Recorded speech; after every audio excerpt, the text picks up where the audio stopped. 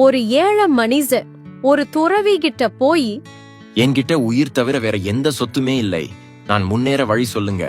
அதற்கு அந்த குரு, சரி, உன்னுடைய 2 கைகளையும் வெட்டிக் கொடு, நான் உனக்கு 5000 ரூபாய் தர்றேன் என்றார். இதனை கேட்ட அவன் அதிர்ச்சியாகி, முடியாது. சரி, உன் கால்களை கொடு, 15000 தர்றேன் என்றார். அப்பவும் அவன் மறுத்தான். உன் கண்களை கொடு, 50000 தர்றேன், இல்லையென்றால் உன் உயிரையே கொடு, 20 லட்சம் தருகிறேன் என்றார் குரு. அந்த மனிதன் கோபமாக, எவ்வளவு பணம் கொடுத்தாலும் என் உடல் உறுப்புகளையும் உயிரையும் தரமாட்டேன். அப்போது குரு சிரித்துக் கொண்டே சொன்னார், ஹாஹா, எவ்வளவு பெரிய தொகை கொடுத்தாலும் நீ தர விரும்பாத விலைமதிப்பற்ற உடலும் உயிரும் உன்கிட்ட இருக்கும்போது நீ எப்படி ஏழையாக முடியும்?